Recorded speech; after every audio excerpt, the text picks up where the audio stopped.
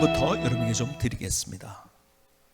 하나님은 나에게 순종을 강요하실까요? 1번 강요하신다, 2번 아니다.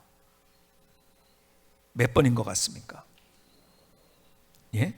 번자만 크게 들리네요.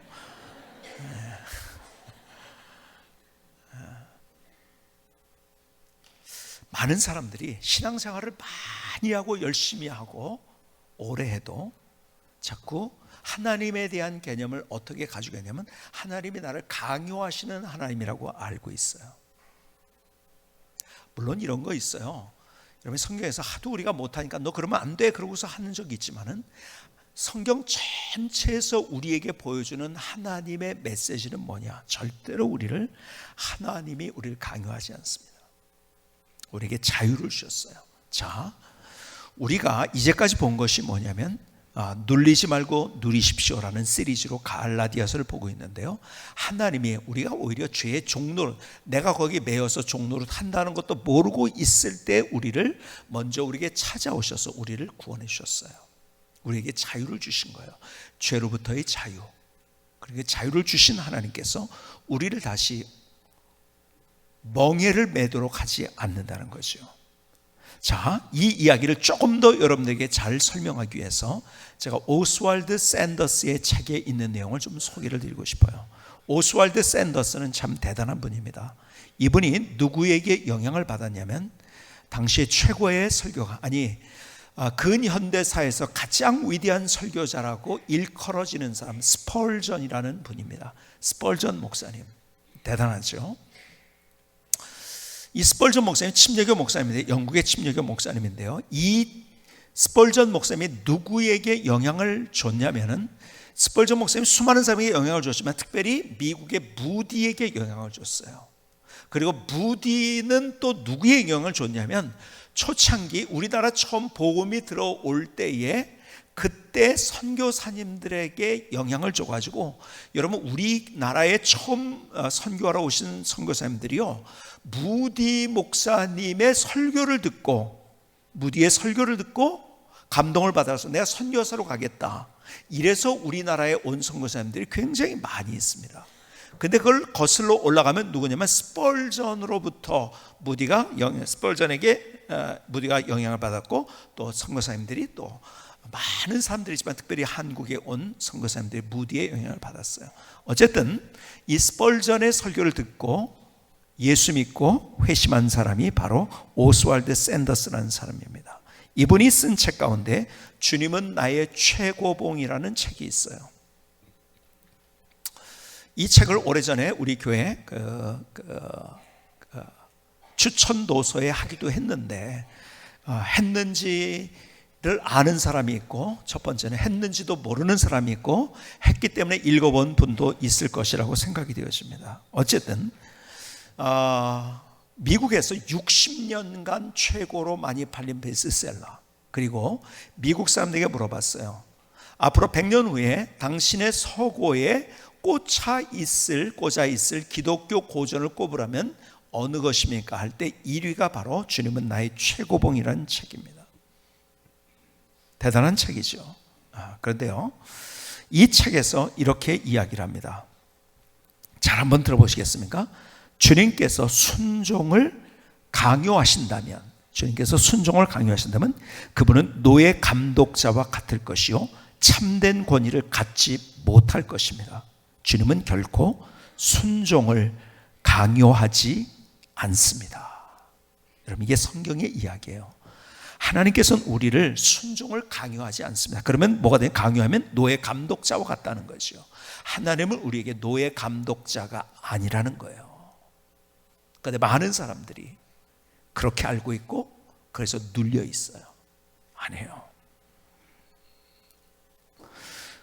주님은 우리에게 순종을 강요하지 않습니다. 그런데 계속 들어보시겠습니다. 그러나 우리가 주님을 만나 뵙게 되면 당장 주께 순종합니다. 우리는 쉽게 주님을 우리의 주인으로 모실 것이며 아침부터 밤까지 주님을 경외하면서 살게 될 것입니다. 내가 은혜 가운데 자라나고 있다는 증거는 나의 순종을 보면 알 수 있습니다. 자, 여기까지 이런 얘기예요. 이 고전은요 이렇게 읽으면은 금방 읽어가지고 안 되고 한참 음미를 해야 되는 것이 또 고전이기도 하죠. 좀 어렵기도 합니다. 그래서 자, 근데 이거 하나님은 우리를 순종이라는 것이 너무 기가 막힌 단어인데 그 순종을 하나님이 우리를 강요하지 않는다는 거예요. 그러면 노예 감독자 아니에요. 우리를 사랑하시는 하나님. 그렇기 때문에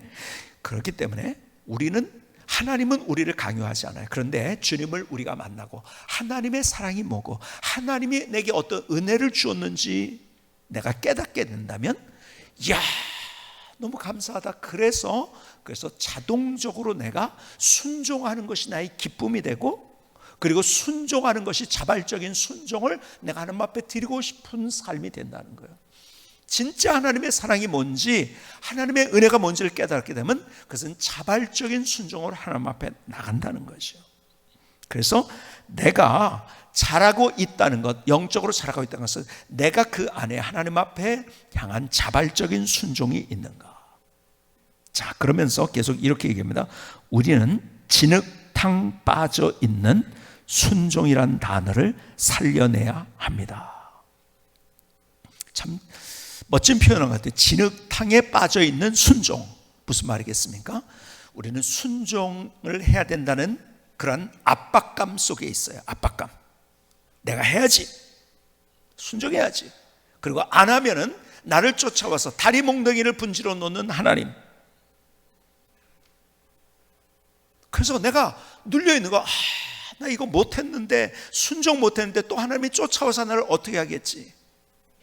여러분, 하나님이 우리를 그렇게 의도하신 적이 없다는 거예요. 그분은 우리의 노예 감독자와 같은 분이 아니시라는 거예요. 우리를 창조하실 때 지난주에 말씀은 우리에게 자유의 의지를 주셨어요. 우리를 로봇으로 만들지 않고 우리를 노예로 만들지 않으셨어요. 그리고 우리를 구원하시고 우리에게 내가 죄의 종로를 하는지도 모르는 우리를 구원하셔서 우리에게 자유를 주신 거예요. 그걸 누리게 하시는 거예요. 근데 우리는요 여전히 어떻게 살아가고 있는가? 많은 경우에 우리가 다른 종교와 비슷하게 기독교를 생각하니까 자꾸 우리가 이렇게 세뇌되어 있는 거예요. 세상의 원리에 내가 무엇인가를 해야 돼. 교회 오면은 내가 무언가를 해야 된다고 생각하는 거예요. 여러분, 무언가를 해야 된다는 생각부터 그러니까는 과감하게 버려야 됩니다. 제가 말씀드렸죠? 지난주에 말씀드린 것처럼 교회 나오면은 가만히 있어보자. 내가 담배 피우지 않고 술 안 먹고서 교회에 나와야 돼. 내가 뭔가를 보여주려고 해 자꾸. 그러니까 그거 안 하면은 나를 쫓아와서 다리 몽둥이 분지니까 어떻게 해서 하나님은 어떤 존재야? 내가 피해야 되는 존재로 잘못 오해를 하고 있는 나의 삶. 여러분, 갈라디아서는 그게 아니라는 것을 계속 우리가 가르쳐요. 그러면서 순종이 뭔가에 대해서 이야기를 하는데 이렇게 얘기합니다. 순종은 동등한 관계에서만 가능합니다. 계속 오스왈드 샌더스의 글 가운데 있는 겁니다. 계속 이어지는 거예요. 순종은 동등한 관계에서만 가능합니다. 아들과 아버지의 관계에서 참된 순종이 가능한 것이지 주인과 노예의 관계가 되면 참된 순종이란 그 의미가 사라지게 됩니다. 요한복음 10장 30절에 나와 아버지는 하나이니라 주님이 말씀하셨습니다. 그분은 아들이셨지만 순종을 배우셨습니다. 아들이 되기 위해 순종한 것이 아니라 아들이기 때문에 순종하셨습니다. 이 말이 중요한 거예요. 아들이 되기 위해서 순종한 게 아니에요. 아들이시기 때문에 순종하신 거예요. 아들이 되기 위해서 순종하는 것은요, 그것은 눌리는 삶이에요. 왜요? 나는 가능성이 없어요. 하나님, 그 하나님의 속성, 그래서 하나님의 마음에 꼭 맞게 할 수 있는 사람은 아무도 없다는 거예요. 그러니까 아들이 되기 위해서, 구원받기 위해서 순종하는 것은 그것은 의미가 없는 것이고 하나님이 그렇게 의도하지 않으셔요. 왜? 우리는 우리의 죄성을 주님께서 아시기 때문에 그런 거예요. 그래서 십자가의 보혈로 우리를 구원하셨을 뿐만 아니라 그리고 우리를 하나님이 사랑하셔서 우리를 구원하셨을 뿐만 아니라 주님 안에서 우리의 인생 멋진 인생을 살아가기를 원하세요. 그러니까 그분이 나를 향한 생각은요 두려움이 아니에요. 나를 향한 사람은 생각은요 눌리는 게 아니에요. 기쁨이고 평안이고 그리고 내일을 향한 희망인 거예요. 근데 많은 사람들이요, 교회 나오면 가만히 있어보세요. 교회 가면은 또 그것도 하지 말고 그것도 하지 말고, 그러니까 나 교회 못 나가겠어. 그런 분들이 있어요. 어떤 분이 그 얘기를 하더라고요. 여행 가서 같이 패키지 여행을 가잖아요. 같이 이제 여러 사람들이 같이 모이게 됩니다. 그런데요, 캐톨릭에 있는 사람은 자기는 캐톨릭이라고 다 얘기한대요. 그런데요, 어떤 불교나 아니면은 기독교에 열심인 사람들은 나는 기독교다, 나는 불교다, 이 얘기를 안 한대요. 왜 그런지 아세요? 내가 불교라고 나는 열심히 절에 다닌다고 하면 고기를 먹으면 안 될 것 같으니까 자기 얘기를 안 돼. 고기 먹으려고. 그리고 기독교에 있는 사람들은 술이나 담배를 내가 안 피면은 안 되겠구나. 그래가지고 그런 거 하려면은 내가 밝히면 안 되겠구나. 근데 캐톨릭에 있는 사람들 다 할 수 있으니까는 그냥 자기는 다 밝힌대요. 여러분, 우리가 수준이 그런 수준이 돼서는 안 된다는 거예요.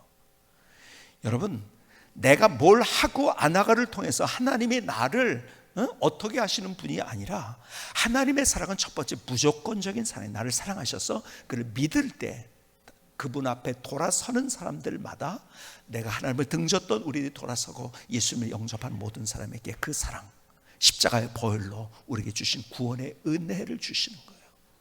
그리고 그 길을 걸어가면서 이제 하나님의 자녀가 된 거, 구원받았다는 것은, 근데 그렇기 위해서 내가 뭘 잘해서 아들로서 인정해 주는 것이 아니라 아들이기 때문에 아들 자체로 인정을 해 주신다는 거예요. 근데 우리는 자꾸 뭘 해야지 인정받는지 알고 안 해요. 그게 아니라는 거예요. 여러분, 근원적인 것을 잘 여러분이 생각해야 됩니다. 그런데요, 하나님의 사랑이 뭔지, 여러분이 성숙한다는 것은요, 처음엔 잘 몰랐어요. 그런데 내가 성숙할수록 하나님의 사랑이 이거구나. 여러분, 사도 바울이요, 그가 날이 가면 갈수록 위해서 어떤 고백을 했는지 아십니까? 이런 고백을 했어요. 내가 죄인 중에 괴수죄인이라고 고백을 합니다. 그의 인생의 황혼에 갔어요. 그러니까는 성숙한다고 해서 자기가 얼마나 부족한 것을 안 거야. 그렇기 때문에 그런 고백을 하는 것이에요. 모든 것이 하나님의 은혜다. 그러니까 자기가 부족한 것을 알면 알수록 어떻게 됩니까? 하나님이 누구신지 알고 하나님의 사랑과 은혜 때문에 내가 있다는 것을 알게 되니까 너무 기가 막힌 거예요. 그러니까는 그 은혜 때문에, 사랑 때문에 내가 하나님 앞에 나의 모든 것들을 드려도 너무 감사하고 감격스럽고, 그래서 또 하나님이 나를 또 안아주시고 더 귀하게 만들어주시고. 여러분, 그거예요. 근데 우리가 악순환을 하고 있는 거야. 내가 이렇게 해야지 하나님의 자녀로 삼아주신다. 여기서도 출발하니까는 신앙생활이 어려운 거예요. 힘든 거예요. 아니요, 하나님은 그런 우리에게 순종을 강요하지 않습니다. 너의 감독자가 아니라는 거예요. 여러분, 내가 누군가를 사랑합니다. 사랑하면은요, 내가요, 돈 주고 100만 원을 주고 1000만 원을 주고 1억 원을 주고 10억 원을 줘도 그 못하는 것도 할 수 있어요. 왜? 사랑하기 때문에. 그렇죠? 하나님이 나를 그렇게 사랑하셨고 목숨 걸고 그 하나님의 사랑을 진짜 알면은 내가 하나님 안에서 정말 내가 누가 강요해서 하는 것을 할 수 없는데요, 내가 자발적으로 하니까요, 하나님 앞에서 그게 너무 기가 막히게 할 수 있을 뿐만 아니라 그거 하는 것이 감사하고 기쁘고 감격스러운 거예요. 그러니까 하나님을 노예 감독자와 같이 생각하고, 이거 안 하면 다리 몽둥이 분지러지겠지, 이게 우리의 신앙생활이 아니에요. 여러분, 하나님을 누리는 거예요. 하나님의 사랑이 뭔지 우리가 이걸 알아야 돼요. 하나님의 사랑이 뭔지. 여러분, 성숙한다는 것은 더 깊숙하게 하나님의 사랑과 은혜를 점점 더 알아가는 거예요. 그러니까요, 그렇게 되면 우리가 하나님 앞에 자발적인 순종을 할 수 있게 되는 거죠. 막 가슴이 뜨거운 거예요. 막 그렇게 하면서 행복한 거예요. 걷는 거 못하는 사람이야, 나 걷는 거 제일 싫어하는 사람이, 사랑하는 사람이 같이 걷자고 하면요, 막 그냥 다 준비해가지고서 미리 다 해가지고 막 걷고, 걸어도요, 그게 막 너무 좋은 거예요. 그렇죠? 여러분, 그 순종이란 단어를 오스왈드 샌더스가 얘기한 것처럼 그 진흙탕 속에 빠져있는 순종이라는 단어를 건져내야 돼요. 어떻게 건져내는가? 여러분, 바로 이거예요. 하나님의 속성은 아름다움이에요. 하나님의 속성은 세상 사람들이 가진 죄성과는 다른 거예요. 근데 우리가요, 가만히 있으면은 우리가 죄성으로 우리가 돌아가고 그리고 불순종하게 된다는 거예요. 오늘 갈라디아서는 이 얘기를 해주고 있어요. 갈라디아서 5장 16절 볼까요? 내가 이르노니 너희는 성령을 따라 행하라. 그리하면 육체의 욕심을 이루지 아니하리라.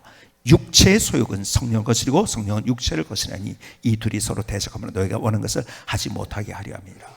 여러분, 우리의 육체의 소욕 그리고 우리의 본성이 뭐냐면 불순종이라는 거예요. 하나님 앞에 세상 사람들이 하는 것을 그대로 따라가고 죄의 종로로 타는 우리의 본성은 그래서 불순종이라는 거, 하나님 앞에서 우리의 원래 모습이에요.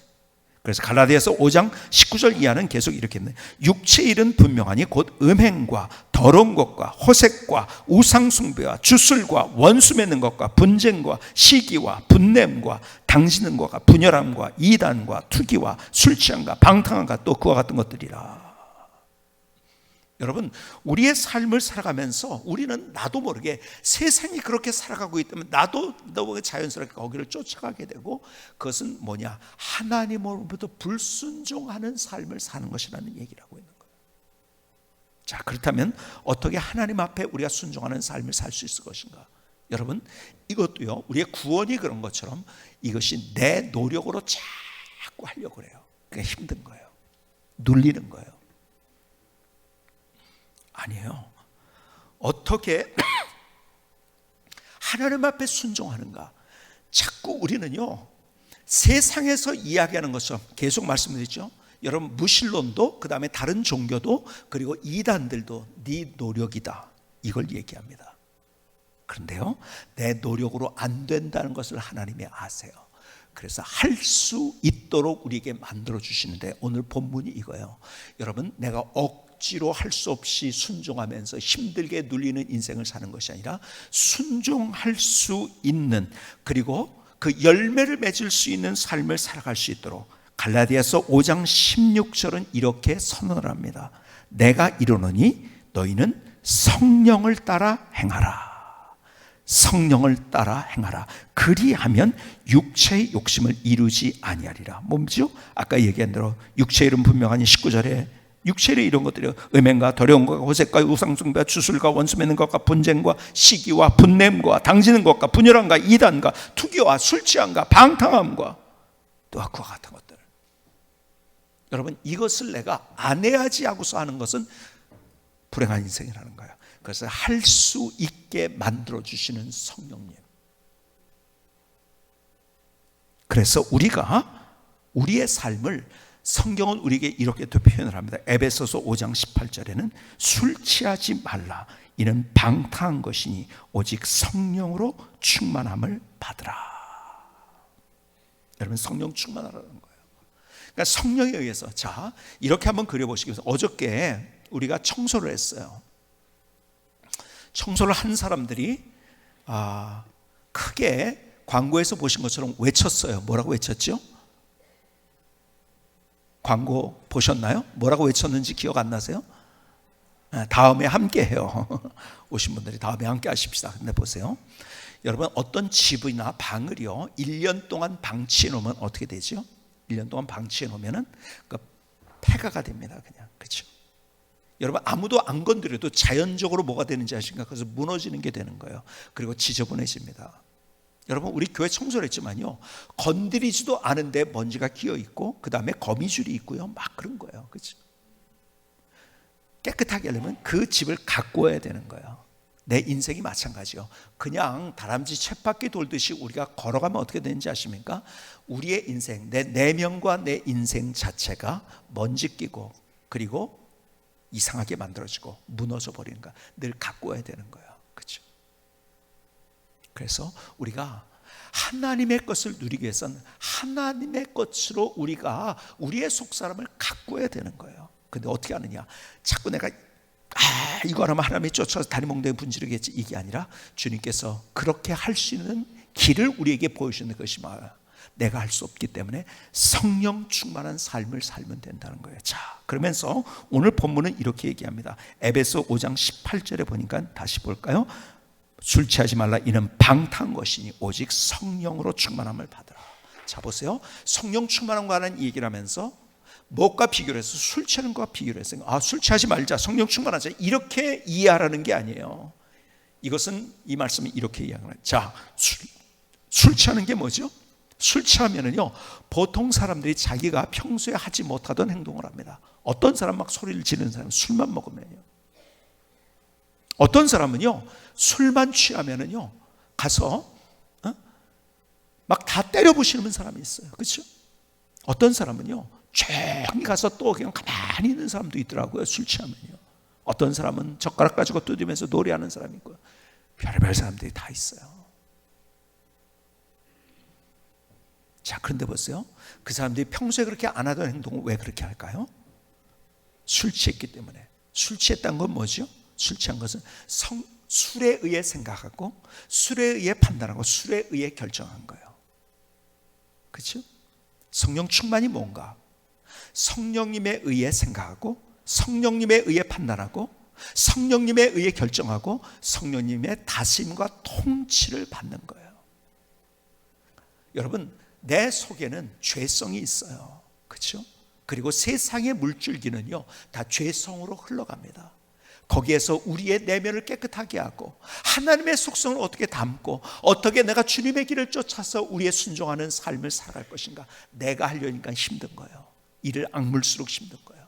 아니에요. 그렇게 해주시는 그분, 성령님. 그래서 성령님에 대해서 예수님께서 이렇게 말씀하십니다. 요한복음 14장 16절의 말씀입니다. 14장 16절, 내가 아버지께 구하겠으니 그가 또 다른 보혜사를 너에게 주사 영원토록 너희와 함께 있게 하리니 그는 진리의 영이라. 세상은 능히 그를 받지 못하나니 이는 그를 보지도 못하고 알지도 못함이라. 그러나 너희는 그를 아나니 그는 너희와 함께 거하시며 또 너희 속에 계시겠습니다. 여러분 보세요. 보혜사, 성령님의 이름이 보혜사예요. 주님께서 그래서 내가 가는 것이 너에게 유익하다. 왜? 너에게 보혜사를 보낼 거기 때문에. 보혜사가 뭐냐면, 여러분, 헬라어의 보혜사를 파라클레토스라고 합니다. 파라클레토스. 파라클레토스라는 말은 이런 의미가 있어요. 카운슬러, 나를 아시고 나를 조언해 주시는 분, 카운슬러. 또 이런 단어가 있어요. 헬퍼, 나를 도와주시는 분, 내게 능력을 주시고 내게 힘을 주셔서 내가 할 수 있도록 해주시는 그분, 성령 하나님. 그러니까요, 여러분, 내가 내 마음 나도 몰라요. 그렇죠? 야, 난 그렇게 하고 싶지 않은데 그렇게 되는 거야 자꾸. 내 마음이 그런 마음 같지 않고 싶었는데 그런 마음을 가져. 여러분, 내 마음을 내 마음대로 할 수 있다고 하면 얼마나 이게 참 기가 막히겠어요. 그런데 내 마음을 내 마음대로 못해. 그런데 그것을 하게 하시는 분, 아니 내 속에 있는 가장 깊은 곳에, 내 마음 속에 있지만 내가 알지도 못하는 그 모든 것까지 다 통찰하시는 그 성령님. 그래서 나를 위로해 주시고 나에게 조언을 해 주시고, 그리고 나를 도와주시고 내게 새 힘을 주시고 능력을 주시는 분. 그래서 그분을 얘기하면서 요한복음 14장 26절에는 계속 이렇게 얘기합니다. 보혜사 곧 아버지께서 내 이름으로 보내실 성령, 그가 너에게 모든 것을 가르치고 내가 너에게 말한 모든 것을 생각나게 하리라.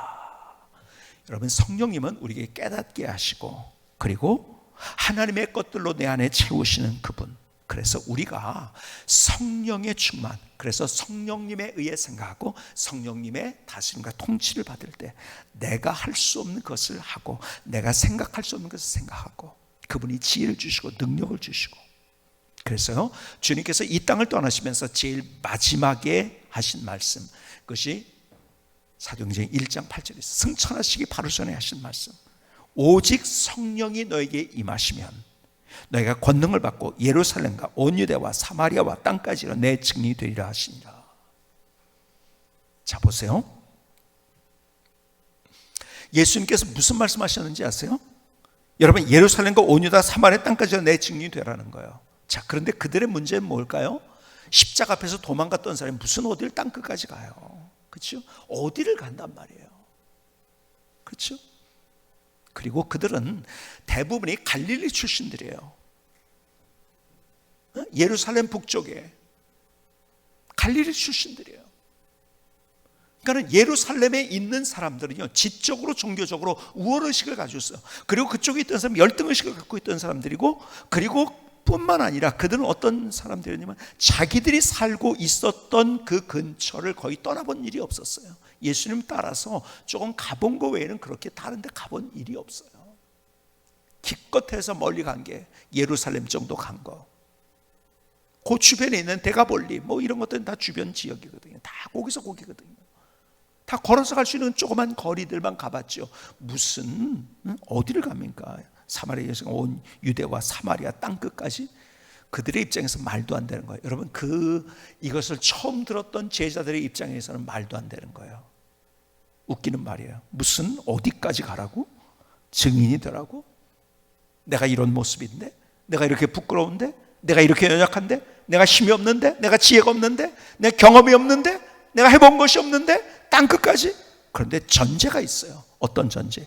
오직 성령이 너에게 임하시면 너희가 권능을 받고 예루살렘과 온 유대와 사마리아 땅까지는 내 증인이 되리라.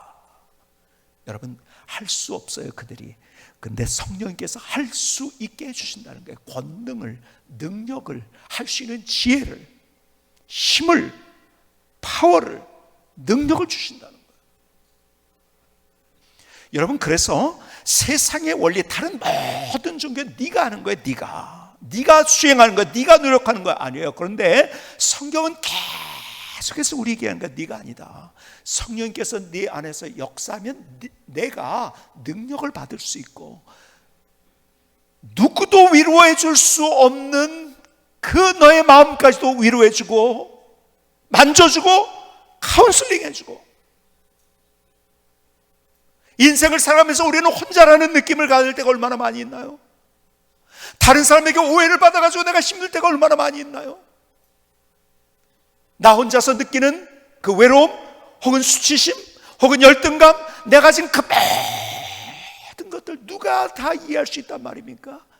성령께서 내 안에서 그것을 아시고, 그리고 아실 뿐만 아니라 나로 카운슬링 해주시고, 그리고 내게 능력을 주시고, 지혜를 주시고, 파워를 주시고, 내가 할 수 있도록 그렇게 하신다는 거예요.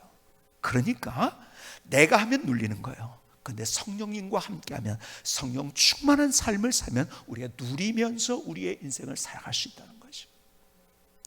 너무 기가 막힌 원리를 우리에게 말씀해 준 거예요. 그래서요, 금요 기도회 때 우리가 함께 기도하면서 제일 많이 부르는 찬양이 있어요. 금요 기도에 한 번도 안 와 보신 분들, 이번 몇 번 남지 않았어요. 그렇죠? 올해 한 번도 안 나오시면 한번 기도로, 우리가 뜨겁게 기도하는데 금요 기도회 때 우리가 조용한 기도를 하면서 제일 많이 부르는 찬양이 있어요. 그 찬양이 금요 기도에 잘 나오시면, 살아계신 성령님 날 붙드소서. 나는 흔들리거든요. 성령님 나를 붙잡아 주세요. 살아계신 성령님 날 살피소서. 성령님 나를 살펴주십시오. 채우소서. 성령님 내 안에 하나님의 말씀으로, 하나님의 생각으로, 하나님의 마음으로 채워주시옵소서. 채우소서.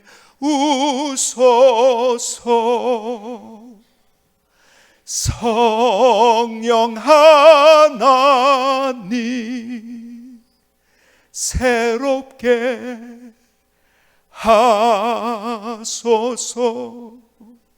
내가 하려고 하면요, 나는 자꾸 과거로 돌아가요. 원래 상태로 자꾸 돌아가려고 해요. 내가 뭔가 좀 하는 것 같다, 또 안 되고 또 안 되고. 그래, 나를 새롭혀 주시는 성령님. 그래서요, 구원이 나로 인해서 얻은 것이 아니고 이것은 하나님이 주시는 은혜의 선물이에요. 뿐만 아니라 우리의 걸어가는 인생을 살아가면서 하나님 앞에 어떻게 자발적인 순종을 가지고 세상은 하나님을 거슬려서 불순종하며 살아가는 이 시대 가운데서 나도 모르게 그렇게 가만히 있게 되면은 점점 지저분해지는 나의 삶, 나의 인생, 나의 마음들, 어떻게 내가 그런 모든 것들을 아름답게 가꾸면서 하나님 앞에 멋진 인생을 살아갈 수 있을 것인가? 성령께서 나와 함께 하실 때 성령 충만한 삶을 살아간다.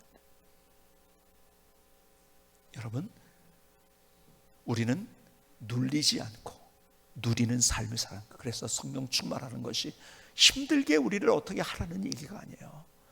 너 거기에 희망이 있는 거야. 너 거기에 소망이 있는 거야. 그것을 통해서 내 인생이 달라질 수 있는 거야. 네가 할 수 없는 것을 할 수 있게 성령께서 해주시기 때문에. 자, 그런데 보세요. 제가요, 이 성령님께서 성령 충만한 삶, 성령님의 생각하고 판단하고 결정하고 성령님의 다스림과 통치를 받는 인생을 살아간다는 것. 그런데 보세요, 여러분, 성령 충만이라는 것이 또요, 어떻게 보면 굉장히 막연한 것 같이 느껴져요. 그렇죠? 여러분, 제가 말씀드린 사랑이라는 단어가 추상명사거든요. 그러니까 막연한 것 같이. 그러니까 구체적으로 사랑이 뭔지를 모르면 원래 사랑해야지. 그래서 사랑만 되는 게 아니에요. 믿음도 마찬가지고, 그렇죠? 그래서 제가 성경에는 사랑이 뭔지 믿음이 뭔지를 우리에게 그려준다고 제가 말씀드렸어요. 성령 충만도 마찬가지예요. 제가 성경 읽다가 제가 갈라디아서를 읽고 있지만 갈라디아서를 제가 집중적으로 묵상하지만요, 제가 성경 읽을 때 갈라디아서만 또 읽지 않습니다. 성경을 계속 다른 것과 함께 갈라디아서 전체를 통해서 특별히 갈라디아서 무엇을 우리에게 하이라이트하고 있는가, 무엇을 비춰주는가 보지만은요, 특별히 갈라디아서는 뭡니까? 바울 서신이에요. 바울 서신이 로마서도 있어요. 고린도전서도 있어요. 그렇죠? 갈라디아서, 에베소서, 빌립보서, 쭉 그 바울의 서신들인데 바울의 서신을 보면은요, 계속 바울 서신을 계속 읽었어요. 제가 계속 읽으면서, 지난주에도 읽으면서 바울의 서신은요, 구조가 이렇게 아주 크게는 이런 구조로 되어 있어요. 하나님이 구원이 뭔지, 하나님에게 주신 구원이 뭔지, 은혜가 뭔지를 제일 먼저 얘기합니다. 그 다음에 네가 구원받았다고 한다면, 그리고 구원받은 백성으로서 하나님의 자녀로서 어떻게 살아야 될 것인가를 이야기하고 있어요. 후반에는 모든 것들이. 자, 로마서도요 1장부터 11장까지는 구원에 관한 얘기예요. 그리고 12장부터는 그러므로 형제들아 하나님의 자비하심으로 너희를 권하노니, 그래서 그 하나님의 은혜 때문에 너희들이 이제 이렇게 사는 것이라는 걸 얘기해 주고 있어요. 그런데 그 얘기를 하면서 오늘 병행 구절이죠. 오늘 본문에도 그 죄성으로 살아가는 하나님을 불순종하는 삶에 대해서 설명을 했는데요, 에베소서에도 그 얘기를 합니다. 5장 3절 병행 구절입니다. 오늘 본문과 음행과 온갖 더러움과 탐욕은 너희 중에서 그 이름을 절대 부르지 말라. 이는 성도들에게 마땅한 말이라. 누추함과 어리석은 말이나 실용의 말이 마땅치 아니하니 오히려 감사하는 말을 하라. 감사에 여러분의 시선을 머무르게 하시고, 다시 골로새서로도 가보십니다. 골로새서 3장입니다. 3장 5절로 10절까지 이렇게, 그러므로 땅에 있는 지체를 죽이라. 곧 음란과 부정과 사욕과 악한 정욕과 탐심 우상 숭배니라. 이것들로 말미암아 하나님의 진노가 임하느니라. 너희도 전에 그 가운데 살 때는 그 가운데 행하였으나 이제는 너희가 이 모든 것을 벗어버리라. 곧 분함과 노여움과 악의와 비방과 너희 입에 부끄러운 말이라. 너희가 서로 거짓말하지 말라. 옛사람과 행위를 벗어버리고 새 사람을 입었으니 이는 자기를 창조하신 이의 형상을 따라 지식까지 새롭게 하심을 입은 자니라. 12절로 가봅니다. 그러므로 너희는 하나님의 택하사 거룩하고 사랑받는 자처럼 긍휼과 자비와 겸손과 온유와 오래 참을 온 있고, 누가 누구에든지 불만이 있거든 서로 용납하며 피차 용서하되 주께서 너희를 용서하신 것 같이 너희도 그리하고 이 모든 것 위에 사랑을 더하라. 이는 온전하게 매는 띠니라. 그리스도의 평강이 너희 마음을 주장하게 하라. 너희는 평강을 위하여 한 몸으로 부르심을 받았나니 너희는 또한 감사하는 자가 되라. 이 구조가 보이십니까? 자, 보겠어요. 여기에서 음란과 부정과 사욕과 악한 정욕과 탐심과 우상 숭배, 이 분함과 노여움과 악의와 비방과 너희 입에 부끄러운 모든 것들, 이게 하나님 불순종하는 것들이죠. 그렇죠? 그런 것들 중에서 이러지 말라고 하면서, 그러면서 마지막 결론이 뭔지 아세요? 감사하라는 거예요. 감사를 얘기해요. 너희는 또한 감사하는 자가라. 에베소서에도 골로새서에도. 오늘 여기에서 하나님께서 저에게 깨닫게 하신 것 가운데 하나예요. 가장 멋진 성령 충만의 키워드가 뭔가? 그러니까 우리가 막연하게 성령 충만 이러면 막연해가지고 이 성령 충만한 삶을 못 살아요. 그러면 성령 충만의 키워드가 뭔가? 그것이 감사라는 거죠. 여러분, 감사가 얼마나 기가 막힌 건지 아십니까?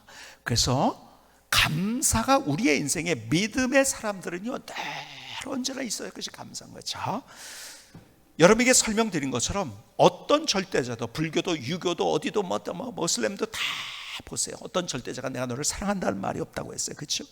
독특하게 하나님만이 우리를 사랑하신다고 말씀. 인격적으로 우리를 사랑하신다고, 목숨 걸고 우리를 사랑하신다. 그리고 그렇기 때문에 다른 데서는 계율은 있을지 모르지만 은혜라는 단어, 은혜는 뭐예요? 내가 할 수 없는 것을 거저주는 선물. 구원도 하나님께서 거저주는 선물이었어요. 그렇죠? 단지 믿을 때, 하나님께로 돌아설 때 우리에게 주시는 구원, 그게 은혜예요. 거저주는 하나님의 선물. 이건 우리만 있는 독특한 단어예요. 다른 종교는 똑같이 은혜란 단어. 왜? 네 노력이니까. 그런데요, 다른 종교에 없는 단어 하나가 또 있어요. 그게 뭔지 아세요? 감사입니다. 자, 무슬림들을 볼까요? 그들에게는 감사란 단어가 없어요. 물론 그들이 감사란 단어가 없다는 것, 문자적으로 없다는 말이 아니라 감사란 단어를 거의 사용하지 않습니다. 내가요 어떤 사람을 보고서, 무슬림 지역에서 어떤 사람을 보고서 내가 불쌍해서 그 사람에게 얼마를 줬어요. 그럼 그 사람은 감사합니다가 아니에요. 그건 너무 당연한 거예요. 왜 당연한 건지 아세요? 너는 나를 줄 운명을 태어났기 때문에 그런 거예요. 그리고 네가 이렇게 적선을 할 수 있는 기회를 내가 줬기 때문에 그건 당연한 거예요. 감사란 단어가 없습니다. 그들은 감사하지 않습니다. 여러분, 감사란 단어를 많이 사용하는 데들은 다 기독교 문화권들이에요. 전부 다 감사. 자, 불교를 볼까요? 불교에는 감사란 것이 없어요. 그렇죠? 여러분, 불교의 마지막, 불교를 한마디로 얘기한다면 뭘까요? 여러분, 기독교를 한마디로 얘기한다면 사랑이에요. 하나님 우리를 사랑하신 거. 근데 불교는 뭐예요? 그냥 무입니다. 무. 색즉시공 공즉시색. 무슨 말이에요? 어려운 단어 같죠? 색즉시공 공즉시색. 여러분, 이것을 쉽게 얘기하면은요 결국 무라는 거예요. 여러분, 불교에서 얘기하는 것은 결국 무예요.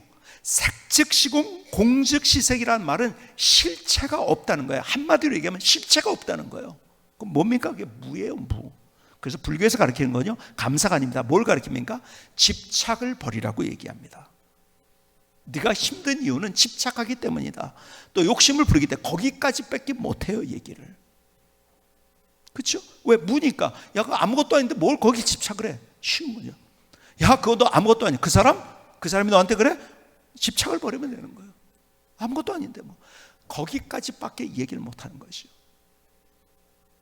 그런데 하나님은 우리에게 다른 얘기를 해요. 누군가가 나를 힘들게 했어요. 그런데요, 성경은 이런 얘기를 하고 있는 거예요. 그 사람 때문에 감사할 줄 아는 것, 그게 믿음이라고. 자, 보세요. 제 인생의 뒤를 돌아보면요, 저를 잘해줬던 사람 때문에 제가 잘된 경우도 있지만 그보다 더 잘된 것은 저에게 힘들게 했던 사람들 때문에 제가 잘됐더라고요. 저를 진짜 기가 막히게 인격적으로 저를 모독한 사람들도 있었어요. 근데 뒤를 돌아보면 그 사람 때문에 제가 잘됐더라고요. 근데요, 그냥 잘된 게 아니라 그 사람을 보지 않고 하나님을 바라봤더니, 그러니까 그 사람이 나를 힘들게 해도 하나님의 눈으로 볼 때는 그 다음 너머를 우리가 볼 수 있는 거예요. 그렇죠? 감사할 수 있는 거죠. 여러분, 그냥 잘 됐기 때문에 감사라는 얘기가 아니에요. 믿음의 사람은요 어떤 상황에서, 그래서 뭐라고 얘기하는지 성경은 우리에게 범사에 감사라고 얘기해요. 범사가 뭐예요? 영어로 하면 all circumstance, 모든 상황 속에서 감사를. 여러분, 체념적인 것이 우리의 믿음이 아니에요. 하나님이 우리와 함께 하시기 때문에 우리가 그 사람을 넘어서 하나님을 통해서 내게 보여주시는 하나님의 역사들, 그걸 볼 줄 아는 게 믿음인 거예요. 보이지 않는 것을 볼 줄 아는 것, 다르죠. 그렇죠? 그래서 내년도에 제가 여러분과 함께 말씀을 나눌 제목을 미리 아직 11월이지만 말씀드릴게요. 내년도의 주제는 이것입니다. 제 설교 주제이고, 그리고 눌리지 말고 누리십시오라고 한 것처럼 제가 욥기서를 읽으면서 요나서를 읽으면서 하나님께서 제게 깨닫으시는 한마디 그거예요. 담 너머를 볼 줄 아는 아름다운 인생. 담 너머를 본다는 것은 여러 의미가 있어요. 그것을 같이 여러분과 나누게 될 거예요. 이제 담 너머를 볼 줄 아는 아름다운 인생. 여러분, 우리는요 그것으로 끝이 아니에요. 그 이유가 있어요. 여러분, 그 사건 이유가 있고, 그 사건 너머의 것이 있고, 그리고 우리 죽음도 끝이 아니고 죽음 후에 영광스러운 천국이 우리에게 있고요. 그래서 우리는 다른 인생을 살 수 있는 거예요. 어느 때든지 우리는 감사하는. 그래서 여러분, 제가 성경을 읽다가 성령 충만이라는 것의 키워드가 뭘까, 그리고 바로메타가 뭘까, 뭐가 성령 충만? 감사더라고요. 결국은 성경이 우리에게 말씀해 주는 거예요. 내가 감사하고 있는가. 다음 주에는 특별히 우리가 추수감사주일이에요. 그렇죠? 추수감사주일, 감사의 계절을 우리가 지나고 있어요. 그래서 여러분들에게 이것을 나눠드렸어요. 봉투도요 하늘색하고 분홍색하고 두 가지인데요, 이게 다 인쇄도 다르게 한 거예요. 이거 편지 쓰라고 했더니 편지 쓰라고, 이거 난 안 쓸 건데 저것도 왜 낭비하셨나 막 이러고 그런 분들도 계실 텐데, 여러분 써보는 게 굉장히 중요합니다. 그래서요 여러분 요즘 많이 얘기하는 감사 일기를 요즘 많이 얘기하고요.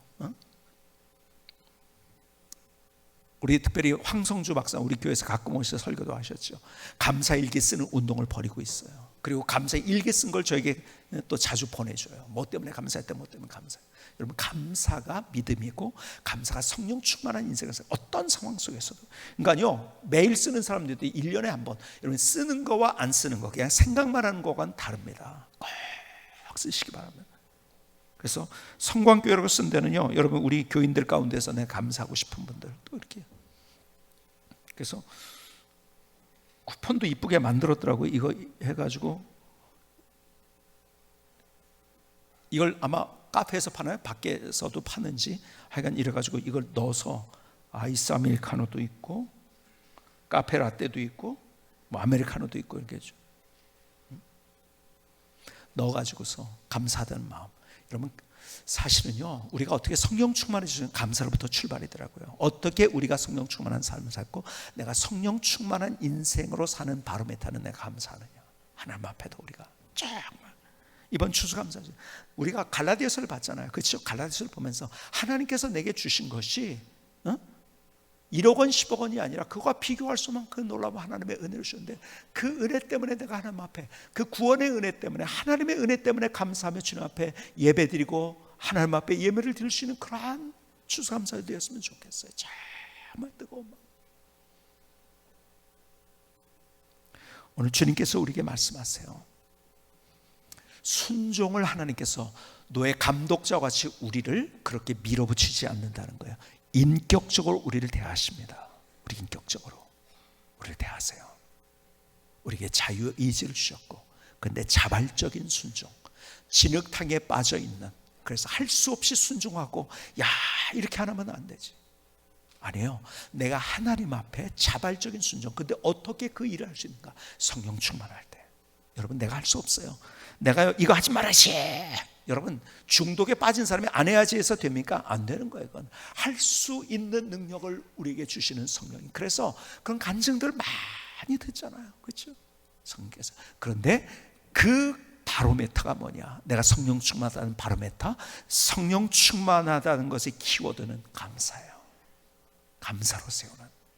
그래서 하나님 앞에 자발적인 순종 가운데서 삶의 발자국이 기쁨이고 감사고 노래고 평안이고 찬양이고, 하나님은 우리를 눌러서 우리를 눌러서 힘들게 고통스럽게 하시려는 분이 아니라 우리를 누리게 하시는, 나를 사랑하시는 하나님이세요. 그 하나님이 여러분의 삶에 멋지게 역사하실 때 다른 인생을 세워줄 수 있는 거예요. 그 은혜가 여러분들의 삶에 임할 수 있기를 주님의 이름으로 축복합니다. 김승교 선교사님의 찬양을 들으시겠습니다.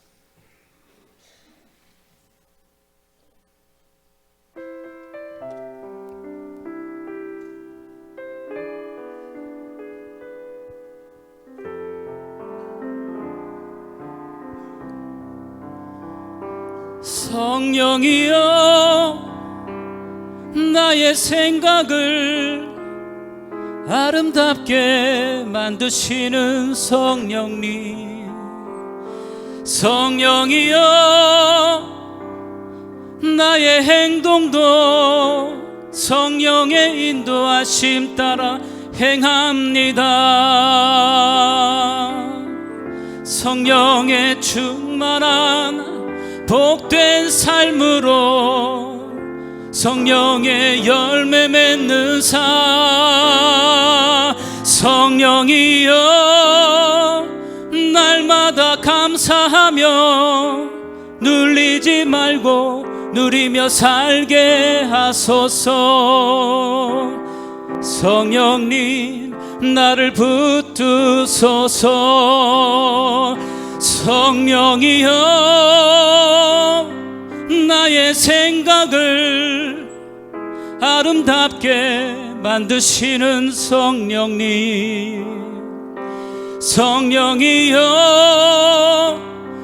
나의 행동도 성령의 인도하심 따라 행합니다.